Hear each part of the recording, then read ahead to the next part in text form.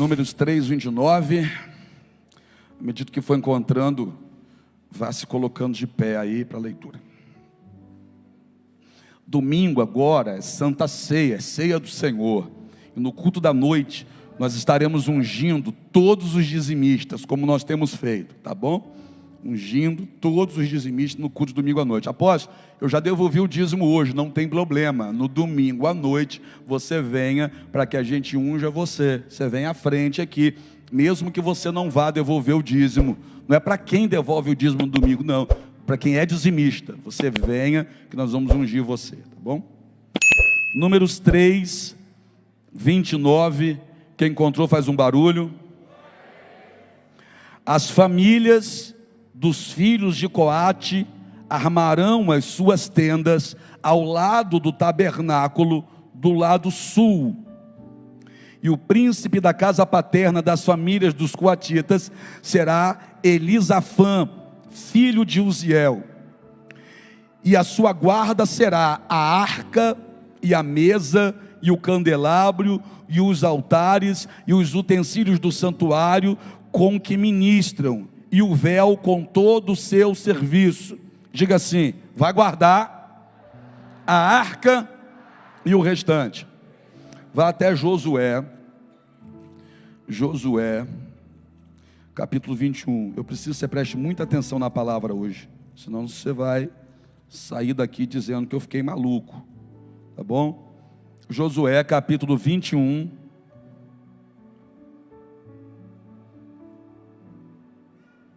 versículo 23, capítulo 21, versículo 23, Josué 21, 23.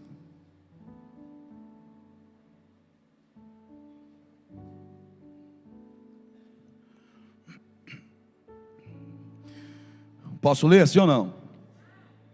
Não? Eu espero então. Agora pode? Agora pode? E da tribo de Dan, Elteque e os seus arrabaldes, Gibeton e os seus arrabaldes, Aijalon e os seus arrabaldes, Gat-Rimon. Repita comigo: Gat-Rimon. Gat-Rimon e os seus arrabaldes, 4 cidades. Mais à frente um pouco, segundo livro de Samuel, capítulo 6. Segundo livro de Samuel, capítulo 6.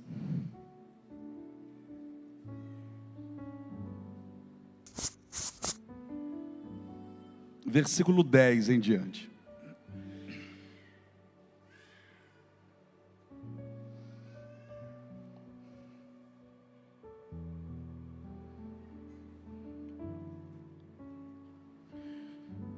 Que diz assim: e não quis Davi retirar para junto de si a arca do Senhor, a cidade de Davi, mas Davi a fez levar à casa de Obed-edom, o giteu. A casa de quem? E ficou a arca do Senhor em casa de Obed-edom, giteu, 3 meses, e abençoou o Senhor a Obed-edom e a toda a sua casa. Então avisaram a Davi dizendo: abençoou o Senhor a casa de Obed-edom e a tudo quanto tem, por causa da arca de Deus. Foi pois Davi e trouxe a arca de Deus para cima da casa de Obed-edom, a cidade de Davi, com alegria. Curva a sua cabeça. Senhor Deus, abra o nosso entendimento.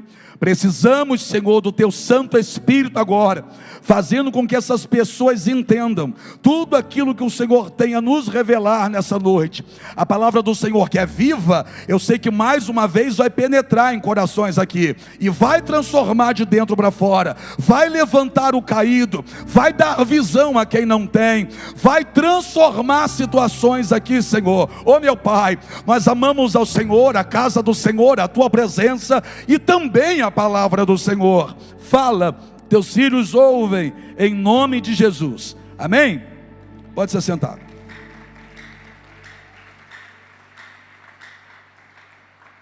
O centro da mensagem é a arca da aliança, a arca do concerto, aquilo que representava a presença de Deus, era um símbolo da presença de Deus.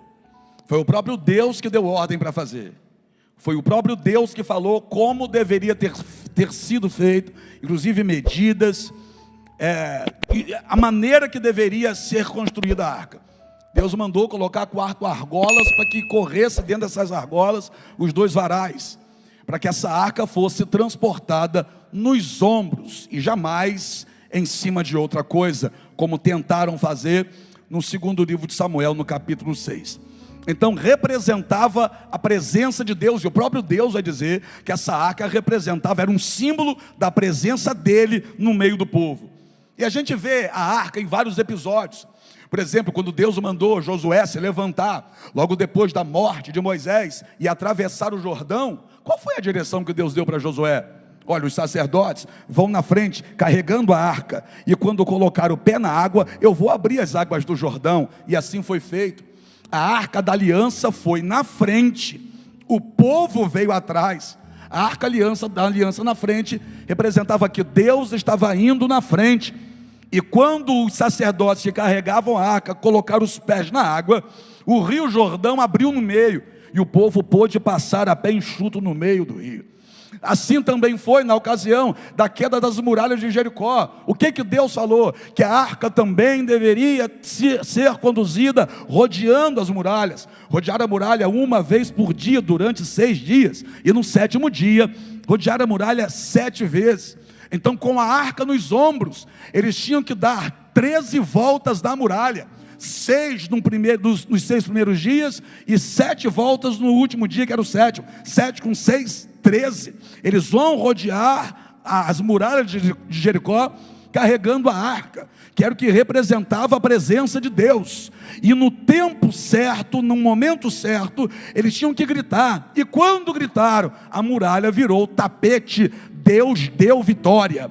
Na ocasião do Jordão, a arca foi na frente, Deus deu vitória. Nas muralhas de Jericó, a arca foi na frente, Deus deu vitória. Mas houve um povo no meio deles, em um período, que desprezou isso, que não prestou atenção no que Deus queria. Foram enfrentar os filisteus em uma batalha, quando Eli era o sacerdote. Não levaram a presença de Deus, ou o que era o símbolo da presença de Deus. Foram na força do próprio braço, foram tentando fazer do seu jeito, com as técnicas que eles achavam que dominavam, as técnicas de guerra. O fato é que eles desconsideraram a verdade, é que não eram eles que venciam as guerras, era Deus que dava a vitória para eles. E agora eles vão entrar numa guerra sem o que representa a presença de Deus. Começam a perder, os filisteus estão prevalecendo, no meio daquela batalha, israelita morrendo para tudo quanto é lado. Alguém se lembra? É porque nós não trouxemos a arca, é porque deixamos a arca para trás. Alguém volta correndo, pega a arca, leva a arca para a batalha, mas era tarde, porque Deus já havia se irado. Deus se irou, não gostou desse povo ter negligenciado isso. Deus permitiu que os filisteus prevalecessem. Os filisteus vencem a batalha e, para piorar, ainda levam embora a arca da aliança. Que coisa! Levam embora para a terra deles aquilo que representava a presença de Deus. Chegam os filisteus em suas terras, colocam a arca da aliança dentro do templo de Dagon. Dagon era o deus deles, uma entidade que eles chamavam de Deus. Dentro do templo de Dagon tinha uma estátua de Dagon. Eles vão passar a noite bebendo, comemorando, festejando, dizendo que venceram os israelitas, dizendo que eles foram mais fortes, mais poderosos, mas também dizendo que Baal, ou melhor, também dizendo que o Deus deles venceu o Deus de Israel. Vê se pode. Eles começam a comemorar dizendo que Dagon venceu ao Deus de Israel. Só que aquilo que representava o Deus de Israel, a arca, estava dentro do templo de Dagon, na frente da estátua de Dagon. Eles ouvem um barulho, e quando entram lá, é a estátua de Dagon com a cara no chão. Eles ficam apavorados, levantam a estátua de Dagon, colocam novamente no lugar, mas estão tocados pelo vinho, voltam a comemorar, voltam a festejar, dizendo: Dagon venceu, Jeová perdeu. Se ouve o barulho novamente, eles entram no santuário de Dagon, e quando entram lá está a estátua de novo com a cara no chão. e agora sem a cabeça e sem as mãos. Eles ficam apavorados, e eles começam a dizer: certamente é essa arca, é essa caixa de madeira revestida de ouro. O Deus de Israel está nos amaldiçoando. Eles mandam fazer objetos de ouro, colocam dentro da arca e mandam tirar a arca da eira deles. A arca vai embora e vai parar na casa de um homem chamado Abinadab. Vai ficar na casa desse homem durante 20 anos. Quantos anos? 20 anos. Quando a gente lê 1 Samuel capítulo 7, versículo 1, o texto vai dizer que a arca fica na casa de Abinadab durante 20 anos. E o povo chorava, o povo se entristecia, o povo estava triste, o povo estava chorando, mas a arca estava na casa de Abinadab. Que coisa! 20 anos a arca fica ali, mas ninguém se dá conta de que aquilo representava a presença de Deus. E se fizessem a coisa certa com o que representava a presença de Deus, a tristeza sairia do coração. A arca está na casa de Abinadab, mas o povo está triste. A arca está na casa de Abinadab, mas ninguém valoriza a presença da arca. 20 anos e nada muda na casa desse homem. Nós sabemos o que vai acontecer. Vai passar o reinado de Saul. Saul governa o tempo todo sem se dar conta de que a arca não está no meio do povo dele. Saul governa sem a arca, gente. Saul governa sem a presença. E para Saul isso era normal. Aí Davi vai ser colocado por Deus no trono. E quando Davi é colocado por Deus no trono, a primeira coisa que Davi quer fazer não é um churrasco para comemorar. Davi não vai dar festa porque agora é o rei, não. Davi, a primeira coisa que Davi faz: vamos buscar a arca. Vamos trazer a arca da aliança de volta. Vamos buscar aquilo que representa, que é o símbolo da presença de Deus de volta. E Davi forma a sua comitiva e vai para a casa de Abinadab, porque todo mundo sabia que a arca estava lá.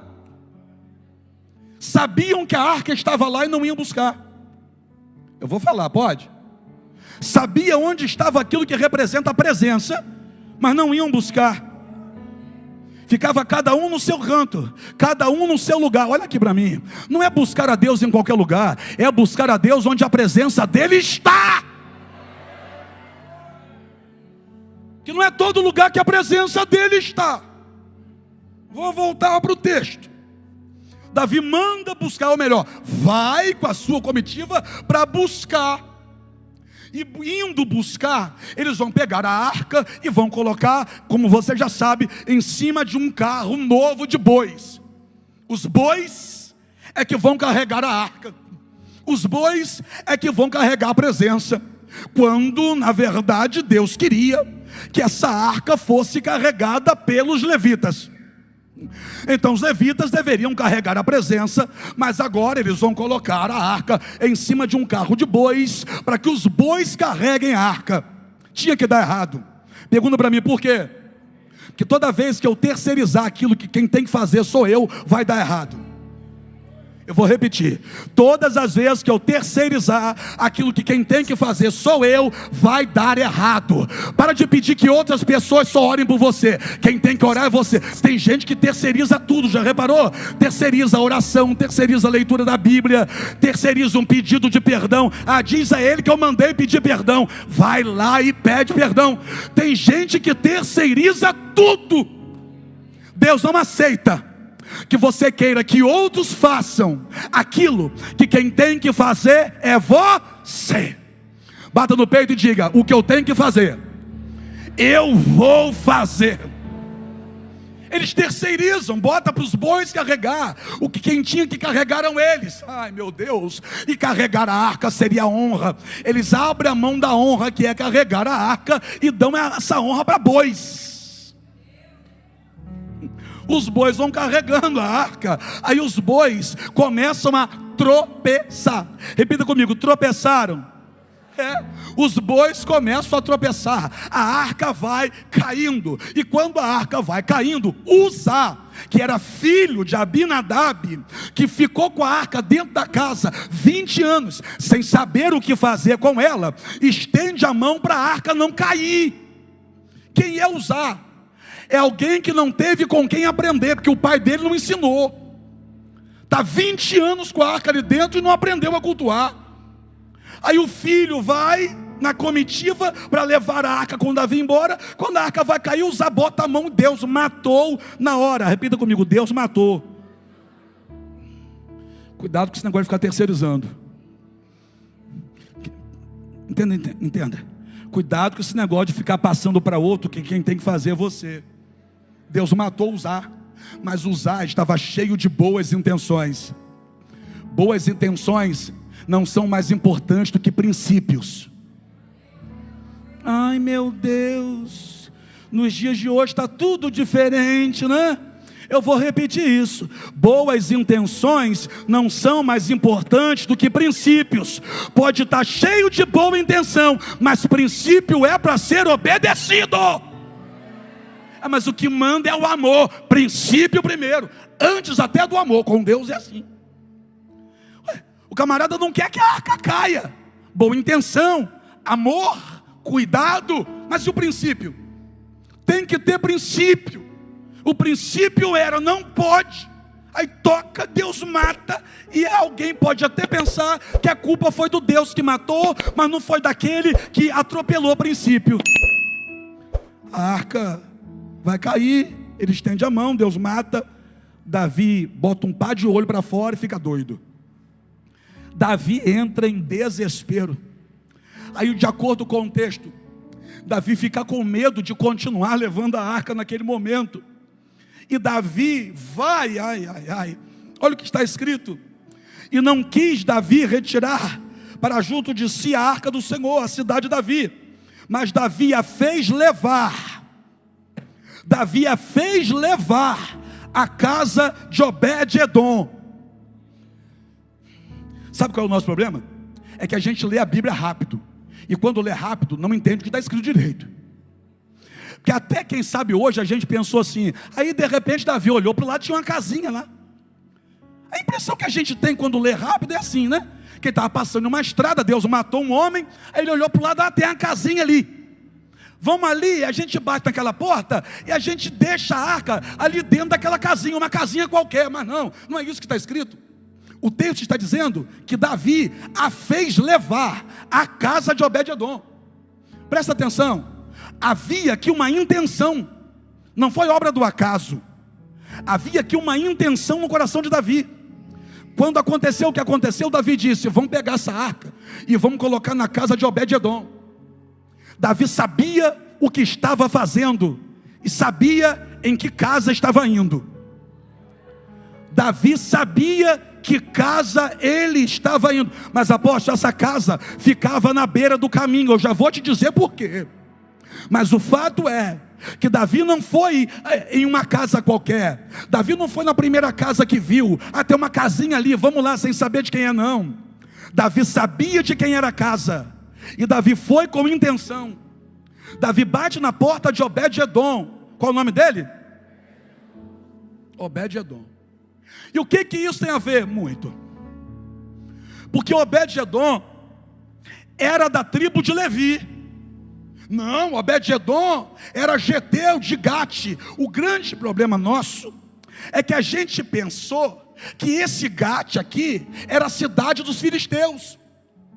Só que a gente negligencia o fato que na divisão da terra, Deus pegou a cidade de Gate-rimon e deu para a tribo de Levi. Esse Gate, de onde Obed-edom é Gate-rimon. Não é Gate da terra de Golias. Não é. E quando eu vi isso no texto, eu falei: peraí, então é Deus que está restaurando Obed-edom. Deus fez isso de propósito. Eu vou dizer de novo: Deus fez isso de propósito. Tem coisa que Deus faz hoje que você não vai entender hoje. Tem situações na sua vida que Deus mexe hoje que você não vai compreender hoje. Você só vai entender depois.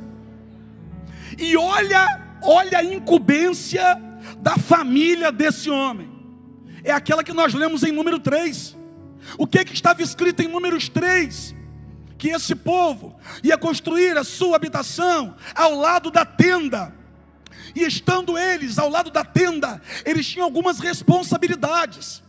E quais eram as responsabilidades desse povo? Cuidar da arca, do candelabro, cuidar do tabernáculo. Mas eu pedi para você repetir e demos ênfase à arca. Então era responsabilidade deles cuidar da arca. Só que um dia levaram a arca embora. E como levaram a arca embora, esse povo já não tinha mais o que fazer.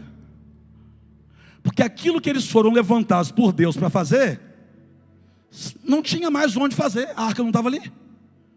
Levaram a arca embora. Levaram embora o símbolo da presença de Deus.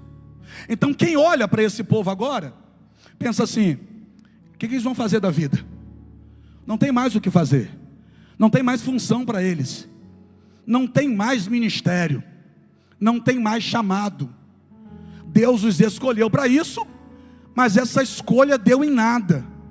Porque agora eles não podem fazer nada, porque não tem mais a arca. E ficaram assim durante 20 anos. Mas quando nasceu, já nasceu para isso. Já nasceu para isso. Mas olha o que a vida fez com eles. Já nasceu para isso, mas a vida tirou deles o direito de viver isso. Nasceu para isso, mas não estavam vivendo isso, porque a vida, o que aconteceu, tirou deles o direito de viver aquilo para o qual eles nasceram. Só que é o seguinte: se nasceu para isso, e se quem falou em números 3 foi Deus, isso é promessa. Eu vou dizer de novo: isso é promessa. Não se assusta não. Tem promessa que Deus te faz na caminhada, mas tem promessa que Deus fez em sua direção antes mesmo de você nascer. Eu vou repetir: tem promessa que Deus fez na sua direção antes mesmo de você nascer. A pastora hoje falou de testemunho, então vou abrir um parênteses aqui para contar só uma coisa. Quando eu nasci, minha mãe teve depressão pós-parto. E um dia ela estava sozinha na casa, na roça, no interior, não tinha energia elétrica nem nada. Ela estava lá sozinha, ela com depressão. Ela foi à cozinha, pegou uma faca e veio até o berço que eu estava para me matar. E ela me contou uma vez isso chorando, que quando ela levantou a mão para me matar no berço, porque ela estava com depressão e sozinha em casa, eu olhei para ela e comecei a rir. E na hora ela jogou a faca fora. E ela foi curada daquela depressão. E tem mais. Ela também me contou que quando ela estava grávida, por ser católica, ela ficava passando a mão na barriga. E ela queria dizer, naquele momento, que quando o filho dela crescesse, ia ser padre. Mas teve um dia que ela me chamou e me disse assim, ó: e toda vez, meu filho, que eu ia dizer assim, ó, meu filho quando crescer vai ser, não saía padre, saía pastor. Ela não conseguia pronunciar a palavra padre enquanto acariciava a barriga. Quando ela ia falar padre, só saía pastor. E ela, a minha avó, os meus tios, todo mundo muito católico, cheio de imagem dentro de casa. Mas ela não conseguia falar padre, só saía pastor. Eu nunca quis ser pastor na vida. Eu nunca sonhei com isso. Mas isso não foi uma promessa que Deus me fez no caminho. Isso foi uma promessa que Deus havia feito antes mesmo que eu saísse do ventre da minha mãe. Então existem promessas que Deus faz no caminho. Existem outras promessas que Deus liberou na sua direção, que você nem havia nascido ainda. E antes desse povo nascer, números 3, Deus já havia dito: vai morar do lado do tabernáculo e vai cuidar da arca que representa a minha presença. Eu vou dizer de novo: vai morar do lado do tabernáculo e vai cuidar da arca que é o que representa a minha presença. E como que Obed-Edom nasceu? Obed-Edom nasce, cresce e a vida tira dele isso. Era um levita que não servia, era um levita que não exercia. A arca da aliança não estava ali. Quantas coisas aconteceram em Israel. Aí Obed-edom vai morar nesse lugar distante, à beira de um caminho. Aí eu te pergunto, quem aqui nunca teve vontade de sumir? Quem aqui nunca teve vontade de não ser visto, de não ser visitado mais? Obed-edom vai para um lugar onde ele pensa, lá ninguém vai me procurar. E não é que foi verdade, ninguém procurou ele lá. Ele vai morar lá e ninguém procura ele. Ele vai morar naquela região e ninguém vai atrás dele. Por quê? Porque talvez pensem que ele não serve para nada. Talvez pensem, para que procurar aquele zero à esquerda? Não tem nada para ele fazer. Ele nunca vai viver a promessa, porque a Arca da Aliança não existe aqui mais. Foi levado embora. Sabe aquela pessoa esquecida? Sabe aquela pessoa deixada de lado? Sabe aquela pessoa que se está não nota a presença, e se vai ninguém sente a falta? É Obed-edom. Ninguém notava a presença, e nem tampouco sentiram a falta, quando ele foi morar longe, até que Deus faz Davi assumir o trono, e planta no coração de Davi, a primeira coisa a fazer, buscar a Arca da Aliança. E nesse caminho, a Arca da Aliança vai parar exatamente na casa de Obed-edom. Eu vou falar, e por favor prepare seu coração para você receber.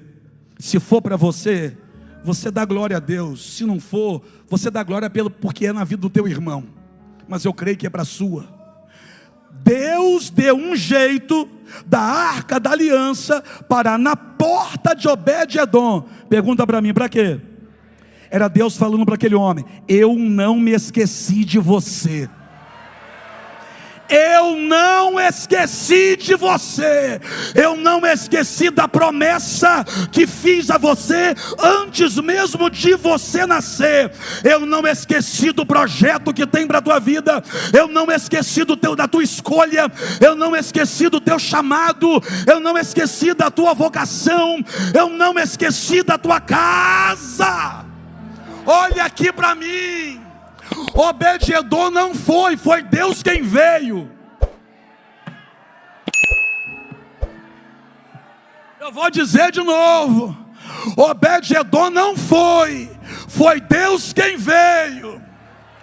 Porque se isso aqui é o caminho de volta, essa comitiva já havia passado ali na frente. A comitiva passou e Obed-edom não foi. E por que não foi? Se sentindo esquecido, desprezado, deixado de lado, zero à esquerda. Ninguém sabe que eu existo. Eu não importo para ninguém. Eu não tenho valor para ninguém. A minha tribo é que tinha que fazer isso, mas nem chamado eu fui. Ninguém lembra da gente. Ninguém se lembra de mim, meu Deus. Essa comitiva passou ali na frente e Obed-edom não foi. Só que é o seguinte, por quando tem chamado, a gente nem precisa ir, mas Deus vem, pega a gente, trata da gente, levanta a gente, abençoa para depois usar. Eu não sei se foi assim com você também. Deus foi lá fora e me pegou.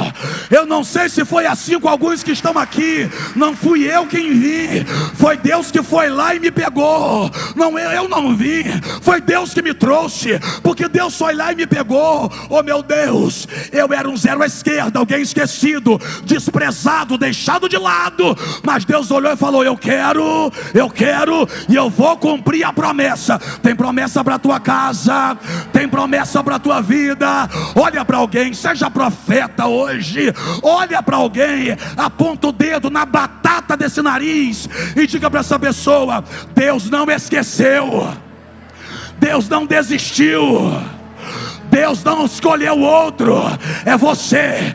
Fala para essa pessoa, é você, é você, é você. Deus vai levantar você, vai abençoar você, vai transformar você, vai usar você.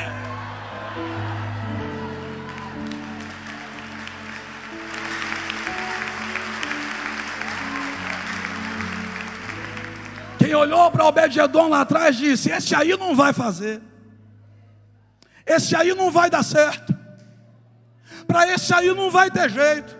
Aí dá para entender por que ele prefere sair de perto. Que tem hora que cansa ouvir isso. Não vai ter jeito para você. Não vai dar nada que preste. Nunca vai chegar a lugar nenhum. Aí a gente cansa. E quando cansa, a primeira coisa que a gente quer fazer é sair de perto. Não foi assim? Hein? Apontavam o dedo, te julgavam, diziam que para você não ia ter jeito. O que você fez? Eu vou sumir. Eu não quero atender ninguém, eu não quero ver ninguém, eu não quero olhar para ninguém, eu vou me isolar. Eu vou sair de perto de família, eu vou sair de perto desse povo aqui, que eu não aguento mais olharem para mim e dizer que para minha vida não tem jeito. Aí ele foi. E não é que Deus foi atrás dele? Deixa eu dar um recado para quem está aqui dentro dizendo: a minha hora vai chegar. Deixa de ser bobo. Deus já te pegou, a tua hora já chegou.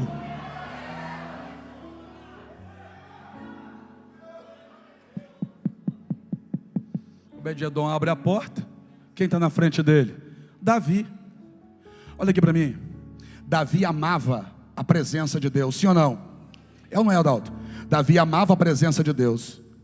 A primeira coisa que ele faz quando ele assume o trono é querer buscar a arca, porque ele sabe que a arca é o símbolo da presença de Deus. Então não vem dizer para mim que se Davi não soubesse quem aquele homem é, deixaria a arca na casa dele.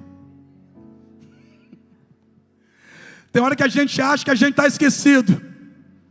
Aí eu olho para esse texto e Deus me faz entender que o rei sabe quem eu sou.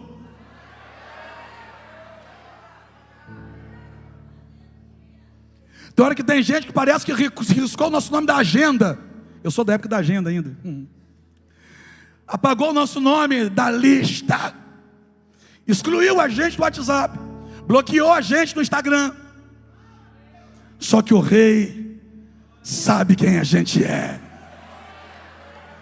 Ah, meu Deus, olha para alguém e diga: o rei te conhece.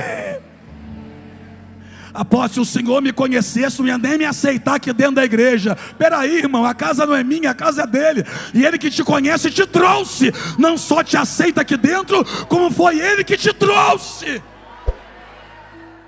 O rei te conhece, Obed-edom.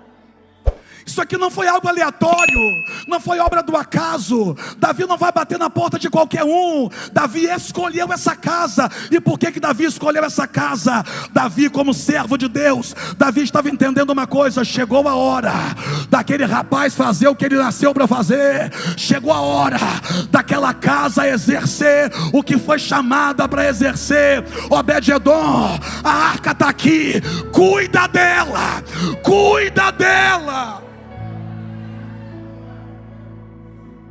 Obed-edom abre a porta e prontamente recebe a arca dentro de casa. A arca que lá fora matou alguém. Entenda. Lá fora, alguém toca na arca e morre. Do lado de dentro daquela casa, Obed-edom toca na arca e prospera. Peraí. Do lado de fora, alguém toca na arca e Deus mata na hora. Do lado de dentro, uma família se prostra diante da arca. E de acordo com a Bíblia, Deus abençoou a Obed-edom, a família de Obed-edom e a tudo quanto Obed-edom tinha. Sabe por quê? Pergunta para mim, por quê? Eu vou falar. Pergunta com o coração, irmão. Pergunta direito. Por quê? Porque Obed-edom não teve medo de exercer o que Deus chamou ele para viver. Se fosse qualquer um outro, ia dizer: rapaz, bota a casa do meu vizinho. Eu briguei com ele ontem, bota lá dentro, quem sabe Deus mata ele também. Obed-edom abre a porta e diz: pode colocar aqui dentro. Obed-edom entendeu uma coisa: Deus está me chamando e me levantando para fazer aquilo que eu nasci para fazer. Oh, que coisa linda! A arca matou alguém lá fora, mas Obed-edom não tem medo de viver o que Deus tem para ele. Eu vou dizer de novo: Obed-edom não teve medo de viver o que Deus tem para ele. Quando eu sei que é de Deus, eu não tenho medo. Quando eu sei que é de Deus, eu não fico na dúvida. Quando eu sei que é de Deus, eu não me preocupo com o que vão falar. Quando eu sei que é de Deus, eu digo: eu venho, eu vou, conta comigo, eu estou dentro, estou aqui, eis-me aqui, Senhor. Quem te trouxe para cá foi Deus. Quem te colocou aqui foi Deus. Ai, ai, ai, ai, ai. Imagina então a cena, a arca entrando e Davi dizendo: posso deixar aqui? Obed-edom sabe o que é, sabe quem é o rei e sabe para que nasceu. Aí Obed-edom olha e diz: eis-me aqui. Ai, Obed-edom olha e diz: eis-me aqui, pode deixar aqui. Oh meu Deus. Então Obed-edom, diante de uma escolha, de um chamado de Deus, ele estava dizendo assim, ó: eis-me aqui, Senhor. Quem te trouxe para cá foi Deus. Grita: eis-me aqui, Senhor. Quem te trouxe para cá foi Deus. Quem te levantou foi Deus. Quem te escolheu foi Deus. Quem te chamou foi Deus. Quem te plantou aqui foi Deus. Então se prepara, porque que vai acontecer contigo o que aconteceu com a casa de Obed-edom. Falei. Vai acontecer contigo o que aconteceu dentro da casa dele. Por quê? Quando eu faço o que Deus me chamou para fazer, Deus faz o que prometeu que faria.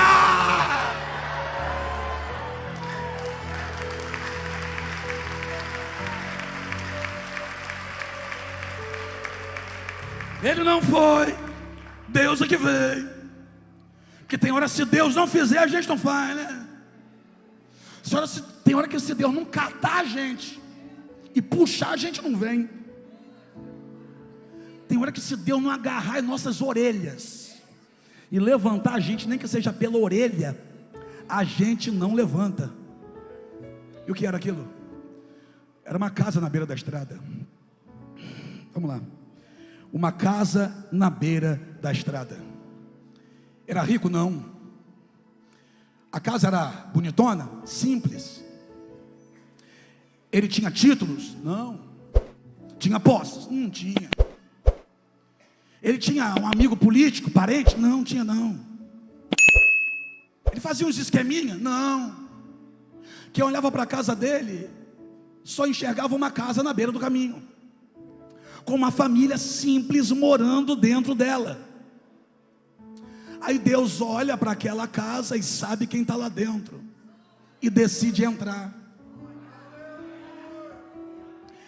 E quando Deus entrou no que era simples, o que era simples ficou extraordinário. Vamos lá. A casinha na beira da estrada, onde Deus entrou e transformou a história. E o que o texto diz? Deus abençoou a Obed-edom, a casa de Obed-edom e a tudo quanto Obed-edom tinha, por amor da arca de Deus. Imagina Obed-edom levando um dia como outro qualquer, e de repente tudo começa a mudar. Obed-edom se preparando para comer pipoca com que suco, e de repente Deus muda tudo. Obed-edom se preparando para ir no rio mais perto, jogar um anzol para ver se pegava um sairu para fritar para o almoço. Aí de repente Deus chega e tudo muda. Obed-edom se programando, quem sabe, para fazer o culto da família, mas sem aquilo que representava a presença de Deus. Mas de repente a porta bate, era como se Deus estivesse dizendo: eu vim para ser cultuado. Eu vim para receber seu culto, eu vim para receber a tua adoração, eu vim para receber aquilo que você nasceu para me entregar. Me entrega. Se nasceu para me adorar, me adore. Se nasceu para guardar a arca, guarde. Se nasceu para pregar, prega. Se nasceu para cantar, canta. Se nasceu para fazer a obra, faça. Se nasceu para dar certo, dá certo. Se nasceu para isso, levanta. Aleluia! Mas era só uma família simples morando em uma casa pequena na beira da estrada. Aí Deus chega, abençoou tudo que ele tinha, tudo. Aí a notícia chega lá onde está Davi. Davi voltou para casa, para o palácio. A notícia chega lá: ô rei, Deus abençoou Obed-edom. 3 meses depois, Deus abençoou Obed-edom, a casa de Obed-edom e a tudo quanto Obed-edom tem, por amor à arca. Aquilo anima o coração de Davi. O que você vai viver na tua casa vai animar o coração de muita gente. O que Deus vai fazer na tua família vai chamar a atenção de gente que está longe. Sabe, gente que te desprezava vai começar a ver o que Deus está fazendo na tua casa. Sabe, gente que achava que a tua casa não era de nada, vai começar a falar sobre a tua casa, a conversar sobre a tua casa. Na roda de amigos o assunto vai ser você. Naquele local de trabalho o assunto vai ser a tua casa. Está entendendo ou não? Lá naquela rua o assunto da esquina vai ser você e a tua família. E não vai ser assunto de dor, de sofrimento. Vai ser o assunto de exaltação, de multiplicação, de vitória, de conquista e de bênção.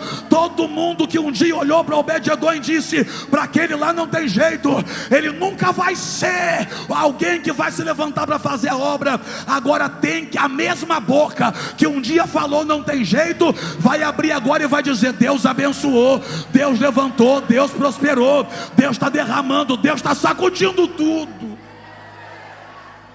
O rei vai lá para pegar a arca na casa de Obed-edom.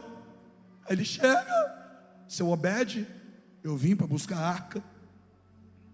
E agora a arca vai ser carregada nos ombros. E se dá 6 passos e para e sacrifica. De 6 em 6 passos para e sacrifica. E Davi demora até chegar à cidade de Davi. Mas o fato é, se você for ler o livro de Crônicas, você vai ver que Davi estabeleceu algumas pessoas em alguns lugares específicos. Davi coloca a arca da aliança dentro da casa. Ele prepara o ambiente para colocar lá dentro a arca da aliança. Aí Davi vai colocar alguém do lado para guardar a arca da aliança. Pergunta para mim quem? Obed-edom. Eu não estou entendendo.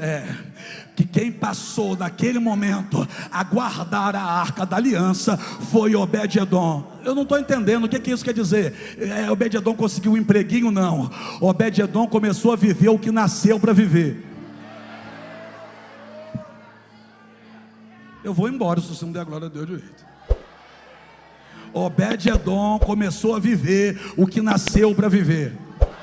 Você não nasceu para ser envergonhado, você não nasceu para ser pisado, você não nasceu para ser humilhado, você não nasceu para ficar mendigando pão, você não nasceu para ser cuspido, você não nasceu para ser massacrado, você nasceu para andar de cabeça erguida.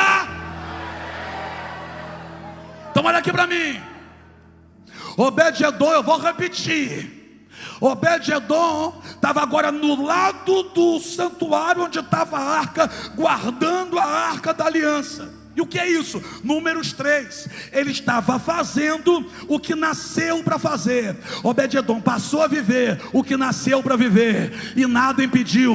E a frustração de 20 anos não impediu, e as dores do passado não impediram, e a ingratidão de alguém não impediu, e o dedo apontado de alguém não impediu, e a torcida contra de alguém não impediu, e a falta de compromisso de alguém com a casa dele não impediu, o esquecimento das pessoas não impediu, o desprezo da família, da parentela não impediu. Por quê? Que aquilo que você nasceu para viver, inveja não vai impedir, falta de dinheiro não vai impedir, miséria não vai impedir, político não vai impedir, pastor não vai impedir, ninguém vai impedir.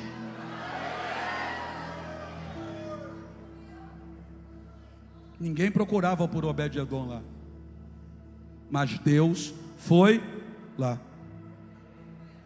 Como se Deus estivesse dizendo, e eu repito e termino: te achei. Você entendeu ou não?